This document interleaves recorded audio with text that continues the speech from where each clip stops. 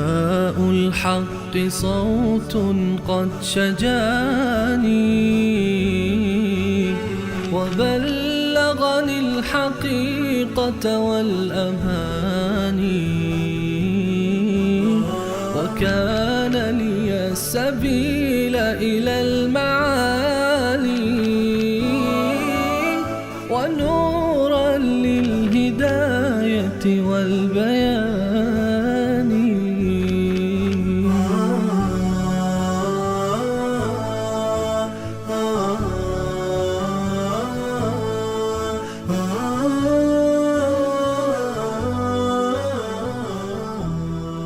بسم الله الرحمن الرحیم. اللهم صل علی محمد و علی آل محمد كما صليت على ابراهیم و علی آل ابراهیم انك حمید مجید و بارک علی محمد و علی آل محمد كما بارکت علی ابراهیم و علی آل ابراهیم انك حمید مجید. عرض سلام دارم و ادب و احترام خدمت همه شما خوبان و سروران. امیدوارم هر کجا که هستید توفیقات روزافزون الله متعال قرین راهتان باد و هر روز و هر لحظه زندگیتون در عبادت الله متعال زیباتر از روزها و لحظات گذشته آن سپری گردد. با شما هستیم با سوره دیگر از کلام الله مجید و ترجمه معانی آیات این سوره عظیم، سوره مبارکه الفجر. سوره مبارکه فجری که از سوره هایی است که در مکه مکرمه بر رسول الله صلی الله علیه و سلم نازل شده است. نام این سوره از آیه اول این سوره گرفته شده و به معنای صبح هست. صبح، فجر یعنی صبح و سپید دم که الله متعال در ابتدای این سوره مبارکه با آن قسم خورده است. الله متعال در این سوره مبارکه می‌فرماید: اعوذ بالله من الشیطان الرجیم، بسم الله الرحمن الرحیم والفجر، و قسم به صبح. قسم به صبح اهمیت بسیار بالایی داره. الله متعال به مخلوقات خود قسم می‌خورند و ما اجازه نداریم که به غیر از الله متعال و صفات الله متعال به ذات الله متعال به چیز دیگری قسم بخوریم، چون ما را منع فرموده است. اما خود الله متعال برای نشان اهمیت برخی از مخلوقات خود با آنها قسم یاد می‌فرماید.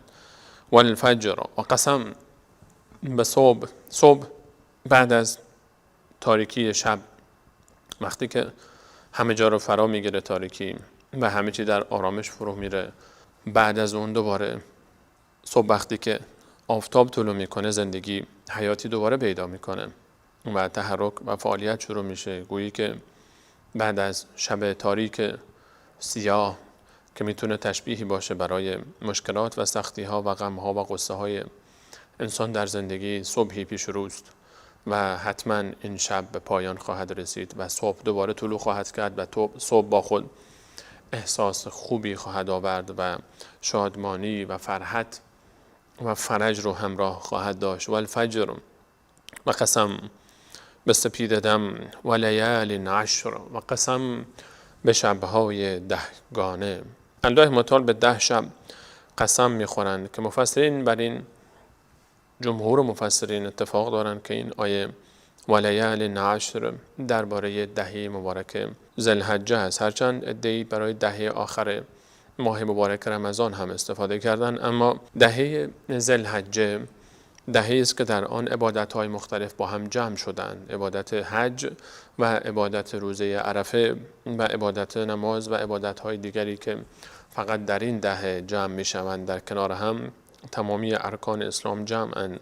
و رسول الله علیه السلام فرمود هیچ روزی محبوبتر نیست نزد الله متعال عبادت در آن که بهتر از این روزها باشد. هیچ روزی به مانند این 10 روز عبادت برای الله متعال ارزشمند نیست و این عبادت در این 10 روز یک ارزش ویژه و خاصی داره. به همین خاطر الله متعال به این روزها قسم یاد می‌فرماید و لیال عشر، و قسم به شب‌های 10 گانه. شب وقتی که به پایان میرسه صبحش آغاز میشه که در آیه قبل با آن قسم خورده شد. و شفع والوتر، و قسم به زوج و فرد. شفع به هر چیزی گفته میشه که دومی یک شیء دیگری باشد. زوج معناش همین هست. زوج یعنی یکی هست، یکی دیگه که اضافه میشه زوج. و همین خاطر به زن و شوهر میگن زوج، چون یکی بود یکی دیگه هم اضافه میشه به همراه اون. والوتر یعنی فرد، یکی تنها و قسم به شفع و الوتر و قسم به زوج و فرد و مفسرین فرمودن که مراد از زوج میتونه که اینجا شب دهم در سیاق آیات گذشته و قسم به شب‌های دهگانه، شب دهم شب‌های دهگانه که شب عید قربان است از اهمیت والایی برخوردار است و همچنین روز عید قربان رو در بر میگیره و وتر شب عرفه است و روز عرفه که روز نهم و روز فرد و طاق این دهه هست. و لیل اذا یسر و قسم به شب آن هنگامی که می رود. وقتی که این شبها به پایان میرسه تازه روزهای عظیمی شروع میشه که در ابتدا به این روزها و طلوع این روزها قسم خورده شد و به روز نهم و دهم این دهه که روز عرفه و روز عید قربان است و بزرگترین روزهای سال هستند بدون شک الله متعال قسم یاد فرمود. وقتی که این روزها رو الله متعال برای ما قسم یاد میکنه و سپید دم این روزها و نشان از اهمیت این روزها داره و اون شب این روزها وقتی که به پایان میرسه و روزش شروع میشه و قسم به سپید دم این روزهای مبارک و این روزهای عظیم، فرصت رو غنیمت بشمارید، فرصت رو استفاده بکنید که این قسم بزرگی است، قسم به بهترین روزهای سال. هل فی ذلک قسم الذی حجر، آیا در این قسم برای صاحبان عقل و صاحبان مغز و خرد درس و اندیشه‌ای و محل تدبری نیست؟ آیا این قسم نشان از اهمیت ندارد؟ آیا برای کسانی که اهل خرد هستند در این قسم نمی اندیشند که الله متعال چرا به این روزهای مهم قسم یاد می‌فرماید؟ قسم به اینها، همه این قسم ها به خاطر این است که الله متعال در ادامه برای ما صحبت از اهمیت یک اتفاق می‌کنند و قسم به اهمیت این روزها برای این هست که ما اینها رو غنیمت بشماریم و از این روزها فرصت استفاده بکنیم در راه تقرب به الله متعال و نزدیک شدن به او و به مانند کسانی نباشیم که غافل شدن از اهمیت این روزها و شبها و فرصت‌هایی که در زندگی داشتن و میتونستن استفاده بکنن اما نکردن. پیامبران آنها با اونها تذکر دادن، فرصت‌ها رو معرفی کردن، به اونها گفتن عبادت بکنید، تقرب بجویید به الله متعال، اما این کار رو نکردن. الم تری کیف فعل ربک بعاد، یک نمونه قوم عاد است. قوم عاد از جمله قوم‌هایی است که در طول تاریخ بشر به مانند اونها کمتر پیدا شده است و بلکه به مانند اونها الله تعالی می‌فرماید اصلا من خلق نکردم.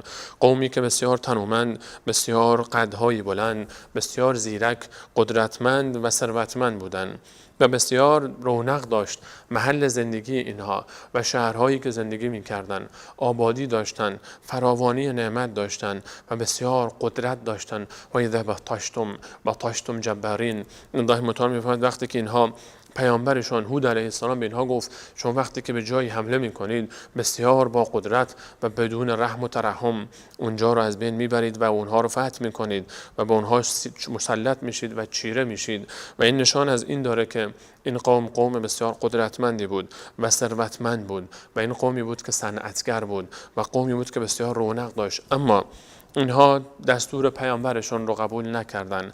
الم تری کیف، آیا ندیده ای که کیف فعل ربک، چگونه رفتار کرد پروردگارت بعاد، با قوم عاد، ارم ذات العماد، همون قوم ارم، بزرگ اینها، بزرگ نسل اینها و اینها هم از نسل شخصی به اسم ارم بودن، به همین خاطر الله متعال اینها رو نسبت میده به بزرگ قومشان. ارم ذات العماد، این قومی که دارای ستونهای عظیمی بودند. برخی از مفسرین فرمودند که اینها به اندازه‌ای بزرگ بودند، قد اینها انقدر طولانی بود، چندین برابر قد انسانهای امروزی که به مانند ستونهای بزرگ و مستحکم بودند. برخی دیگر فرمودند که علاوه بر این اینها ستونهای بسیار بزرگی را می ساختند تا نشانه هایی باشه در بین راه برای کسانی که می آمدن و سفر می کردن و هر جا در بلندی برای خود برج ها می ساختن، برج باروها می ساختن، قصرها می ساختن. ستونهای عظیم نشان از بناهای عظیمی داره. التي لم يخلق مثلها فی البلاد، اون مخلوقاتی، اون ستونهایی، اون قصرهایی، اون بناهایی که به مانند اونها در سرزمین های دیگر تا به حال ساخته نشده است. یا نشان از این داره این آیه که این قومی که و امتی که لم یخلق مثلها فی البلاد، به مانند این امت الله متعال جای دیگری در هیچ سرزمین دیگری همچین قومی رو نیافریده، با این قد و هیکل، با این شجاعت، با این قدرت و ذکاوت و با این ثروتمندی. قوم عاد قومی بودن که در تاریخ اونها نمونه دیگری ندارن. الم تر کیف فعل ربک بعاد ارم ذات العماد التي لم یخلق مثلها فی البلاد. آیا ندیدی که الله تعالی با قوم عاد چه کرد؟ آیا امروز اثری از این قوم میبینیم از خودشان؟ بله، بسیاری از بناهای اونها باقی مانده است که جدیداً کشف شده‌اند و اینها در سرزمینی که زندگی میکردن بعد از اینکه دفن شده بود قرنها، سرزمین اینها در اکتشافات جدید به دست آمده است و اینها مشاهده میشوند و اینها قابل رؤیت هستند. جز آثاری از اونها چیزی باقی نماند. کجا رفتند؟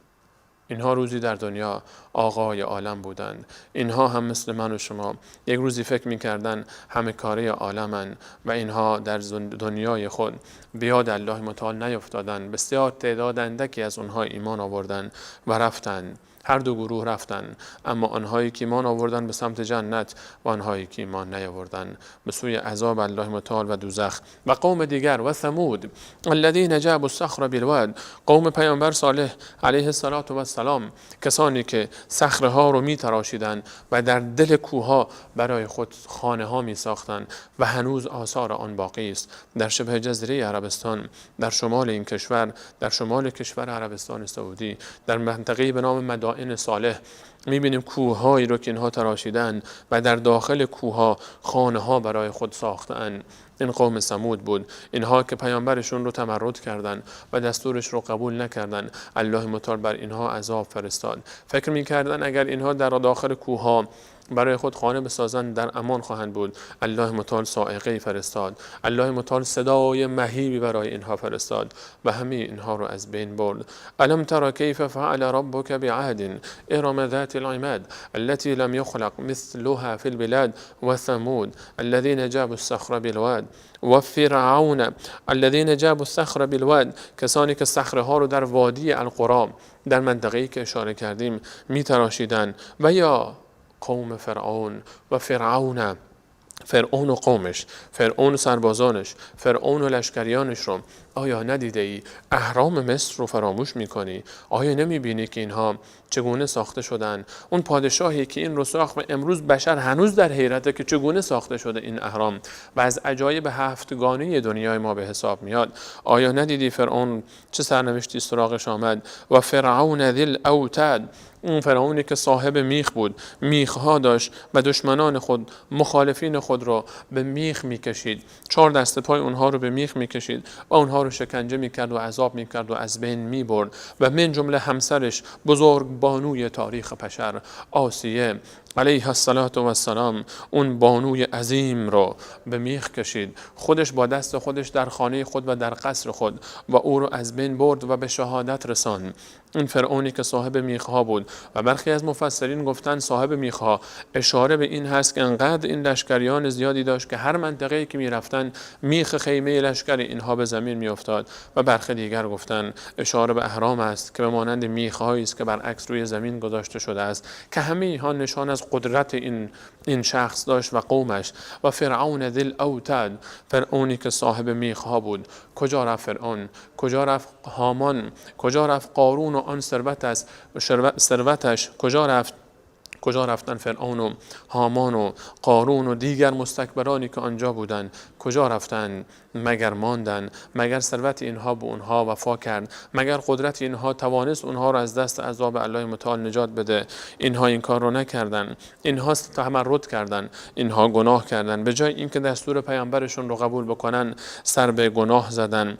الذین طغوا فی البلاد، اینها طغیان کردن در سرزمین‌های خودشون، در مناطقی که زندگی می‌کردن. فاکثروا فیها الفساد، اینها زیاد فساد کردن، فساد رو از حد گذروندن. الله متعال اینها رو تحمل کرد، فساد اینها رو تحمل کرد، اما اینها دیگه از حد گذراندن. فاکثروا فیها الفساد فصب علیهم ربک سوط عذاب، فرو ریخت بر اینها پروردگار تو شلاق عذاب خود رو بر اینها نازل کرد. الله متعال همه اینها رو از بین برد. الله متعال همه اینها رو هلاک کرد. الله تعالی اینها رو درس عبرتی قرار داد برای همه کسانی که در تاریخ بشر بعد از اینها قرار میگیرن.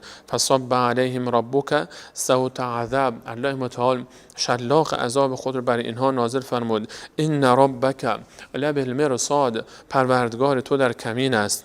الله متعال به دشمنان خود مهلت میدهد اما اونها رو فراموش نمیکنه. و ما کان ربک نسیا، پروردگار تو فراموش کار نیست، به اونها مهلت میده، عذاب میکنه اونها رو وقتی که مهلت اونها به پایان برسه. ان ربک لبالمرصاد، بترس از گرفت الله متعال، فراموش نکن که الله متعال در کمین است، در کمین همه ظالمان.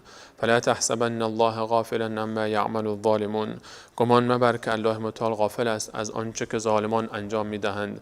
انما یؤخرهم لیوم تشخص فیه الابصار، آنها را مهلت میدهد تا روزی که چشمهای آنها خیره شود.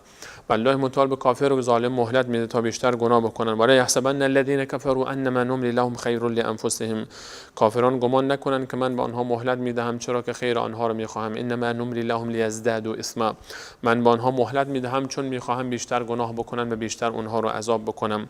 بترس از عذاب الهی و گرفت الهی. اگر الله متعال به من و تو مهلت میده در گناه کردن، به این معنی نیست که راضی است. به من و تو مهلت میده، این مهلت رو نباید سوء استفاده کرد. بترسیم از اون لحظه که الله متعال من و شما رو یک دفعه غافلگیر بکند. ان ربک لبالمرصاد، الله متعال در کمین است. این قوم ها الله متعال به اونها نعمت داد، به اونها ثروت داد، به اونها فرصت داد، به اونها مهلت داد. اما اگر قومی رو، این شاید این سوال برای کسی پیش بیاد که خب اگر الله تعالی پس چرا به اینها مهلت داد؟ امروز هم خیلی ها هستن که الله متعال به اونها مهلت میده، الله متعال به اونها فرصت داده، الله متعال ظاهرا نعمت و فراوانی نعمت به اونها داده است. آیا به این معنی است که اونها رو بیشتر دوست داره؟ هرگز این گونه نیست. الله متعال به اونها فرصت میده برای اینکه بیشتر گناه بکنن. این نشان نعمت نیست، این آزمایش و ابتلایی است که سبب هلاکت اونها خواهد شد. قوم های قبل از اینها هم همین گونه بودن. وقتی به اونها نعمت داده میشد فکر میکردن که این از فضل اونهاست، بل اینکه الله متعال اونها رو بیشتر دوست داره. اما هرگز نعمت‌هایی که الله متعال به کسی عطا میکنه نشان از این نیست که از اون راضی است. و یا اگر نعمت خود رو بر کسی تنگ میکنه و اون رو در زندگی مبتلا میکنه با گرفتن نعمتی، به این معنی نیست که بر اون ناراض است و خشمگین است. فاما الانسان اذا ما ابتلاهم، انسان رو وقتی که الله متعال آزمایش میگرداند و او رو مبتلا میگرداند، ربه پروردگارش، فاکرمه و نعمه، او رو اکرام میکنه و به اون نعمت میده. وقتی که الله متعال کسی رو آزمایش میکنه، الله متعال میفرماید ابتلاه فاکرمه و نعمه، ابتلا میکنه یعنی آزمایش میکنه. این یک وسیله آزمایش است. چطور؟ اکرام میکنه به او، نعمت میده به او، ثروت میده به او، زیبایی میده به او، جمال میده به او، قدرت میده به او، موقعیت میده به او، مدارک علمی میده به او، فرصت میده تا این انسان در زندگی احساس بکنه که همه درهای نعمت به روش باز شده. فاکرمه و نعمه، اکرام میکنه او رو، گرامی میداره او رو و نعمت میده به او. فیقول ربی اکرمن، این انسان گمان میکنه چون خودش انسان خوبی است، میگوید پروردگار من رو اکرام کرده، من شایسته اکرام هستم، من انسان خوبی هستم، من خوب هستم که خداوند به من داده، چرا به فلانی نمیده؟ اونی که فقیر است، اونی که مسکینه، اونی که یتیمه، اونی که دینداره، اونی که پایبنده به دین، چرا اون نداره؟ منی که نماز نمیخونم، روزه نمیگیرم، روز به روز وضع من بهتر میشه. نمیدونه این انسان ناآگاه که این آزمایش الهی است. الله متعال بنده خود را آزمایش میکنه، گاهی با دادن ثروت و نعمت و گاهی با گرفتن ثروت و نعمت. بنده گمان نکنه که این از گرفتن نعمت، دادن نعمت نشان از این است که او بنده مقربی است نزد الله متعال و الله متعال او رو دوست داره و فکر نکنه وقتی که نعمت گرفته شد از او الله متعال او رو خوار میکنه و الله متعال او رو دوست ندارد. و اما اذا ما ابتلاه، وقتی که الله متعال ابتلا میکنه انسان رو، بنده خود رو آزمایش میکنه، فقادر علیه رزقه، و رزق او رو بر او تنگ میکنه، سخت میشه، شرایط زندگی برایش سخت میشه، مشکلات اقتصادی به سراغش میاد، بیماری ها، مریضی ها و انواع و اقسام مشکلات رو در زندگی تجربه میکنه. فقدر علیه رزقه، بر او رزق او تنگ میشه. رزق معنای وسیعی داره، رزق معنای وسیعی داره. یکیش مال است، ثروت است، سلامتی است، همسر، فرزند، همه اینها رزقن. همه فرصت‌هایی که انسان در زندگی داره، همه نعمت‌هایی که داره، اینها همه رزقن. وقتی که الله متعال در یکی از این رزق‌ها انسان را آزمایش میکنه، برخی از انسان‌های ناسپاس میگویند فیقول ربی اهانن، خداوند من رو خوار کرده، خداوند من رو ذلیل کرد. چرا من این کارو کرد؟ چرا خداوند با من این کارو کرد؟ مگه من چه گناهی کرده بودم؟ اینها انسان‌هایی هستند که شکایت میبرند پیش بندگان الله متعال از الله متعال، میگن خداوند من رو خوار کرد. کلا، هرگز اینطور نیست. اینطور که شما فکر میکنید که معیار و ملاک محبت الله متعال در نعمت الله متعال بر بندگان او، هرگز اینطور نیست.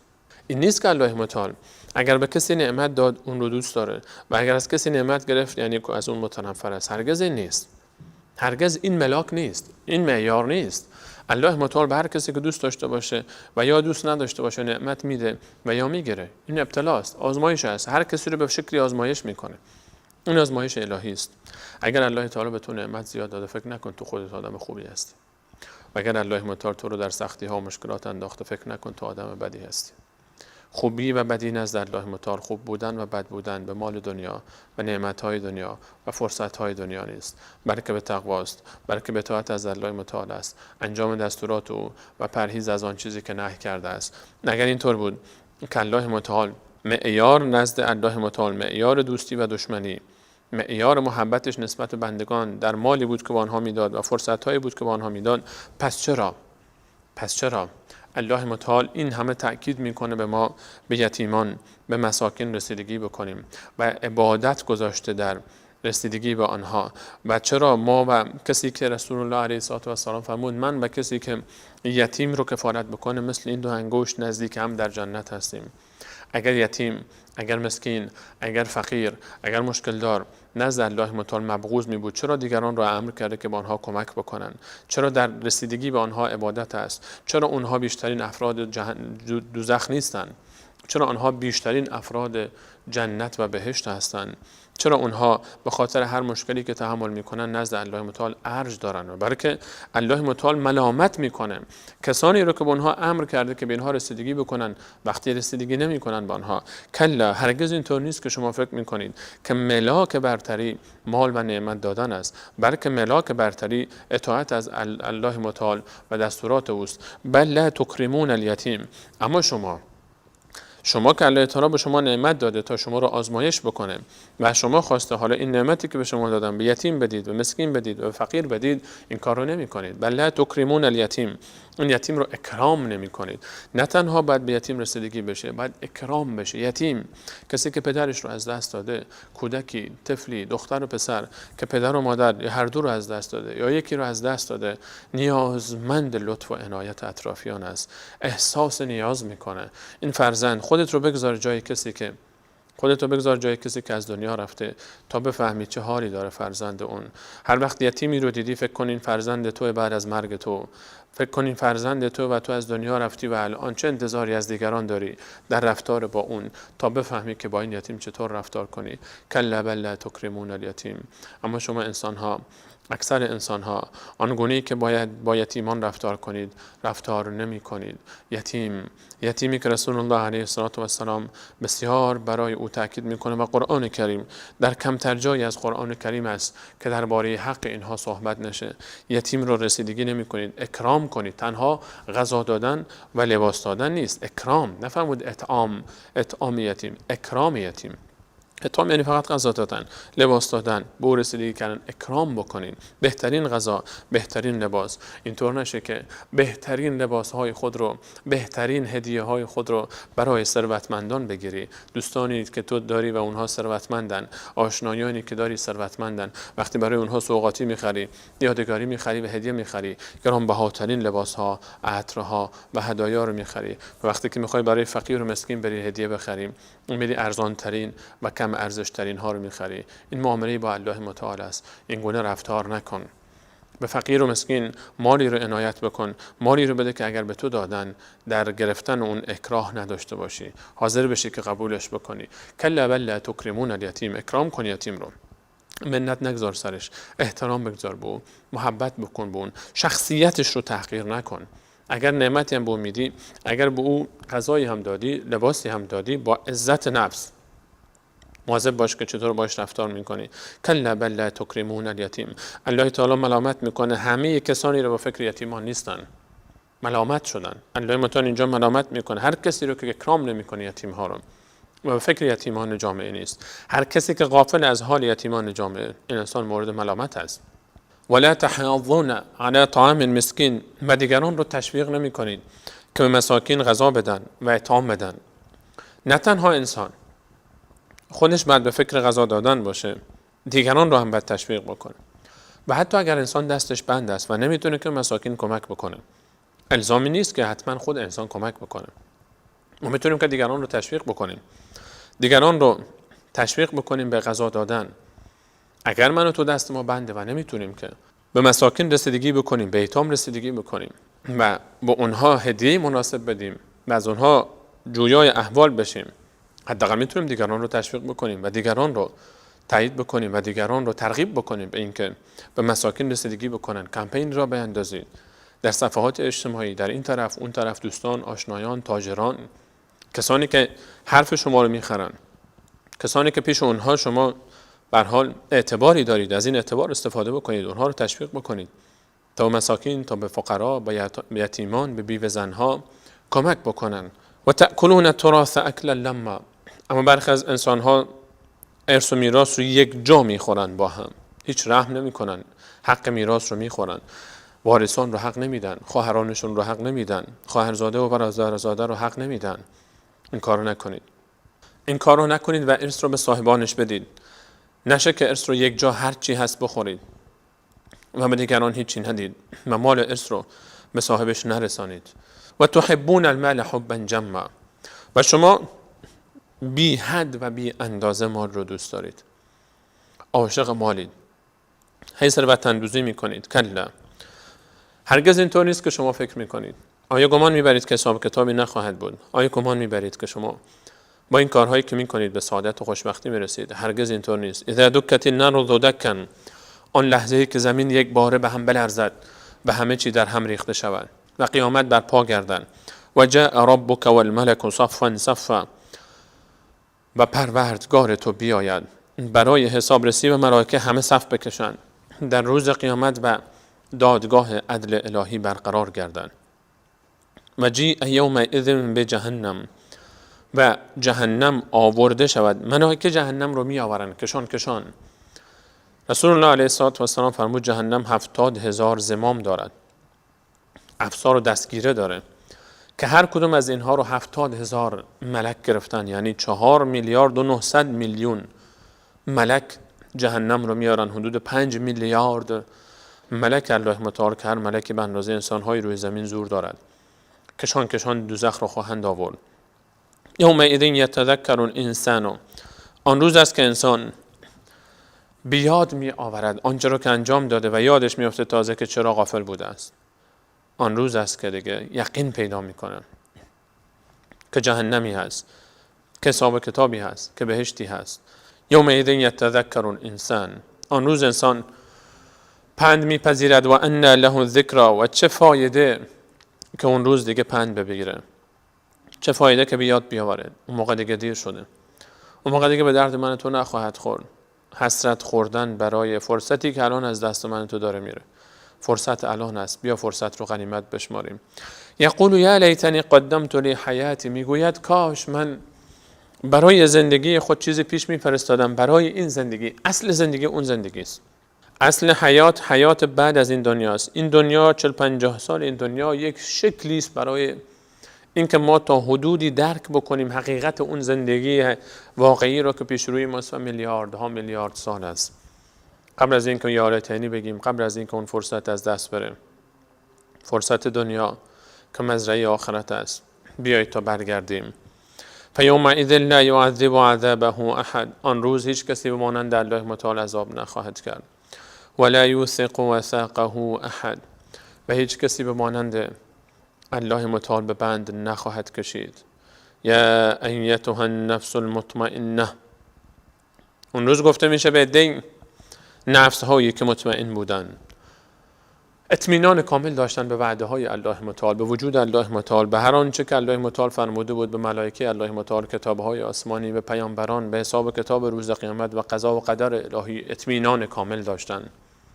و اینها با ذکر و یاد الله متعال اطمینان داشتن در دنیا. قلب اینها آرام بود. الا بذکر الله تطمئن القلوب.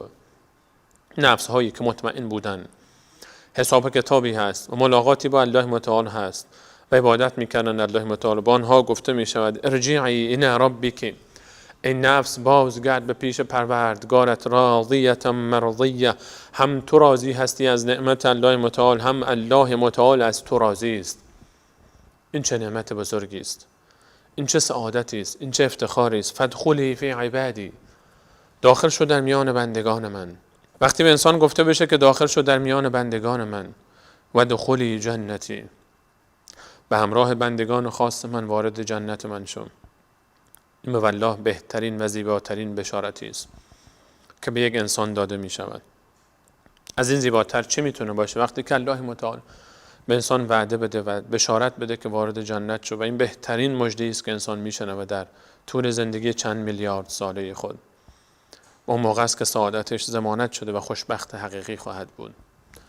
سوره مبارکه الفجر که پایانش درباره نفس مطمئنه صحبت کرد، ابتداش با فجر و سپید دم شروع شد و اشاره لطیفی است به این که تا وقتی که نماز صبح خود رو محکم نگیری به اطمینان و آرامش نخواهی رسید و اون وعده دخول به جنت به تو داده نخواهد شد.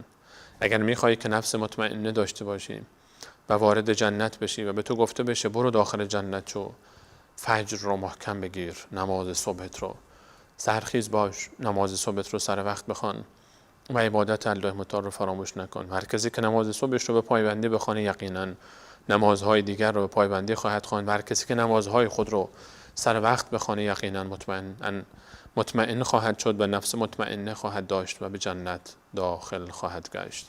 الله متعال همین ما شما رو از جمله کسانی بگرداند که این وعده در حق ما و شما داده شود و این بشارت به ما گفته شود و وارد جنت بگردیم. الله متعال رو سپاس. تا برنامه بعد شما عزیزان رو برای متعال میسپارم. الله یار نگهدارتون. السلام علیکم و رحمت الله و برکاته.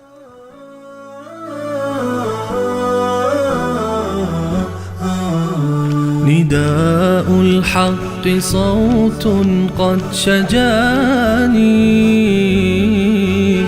وبلغني الحقيقة والأماني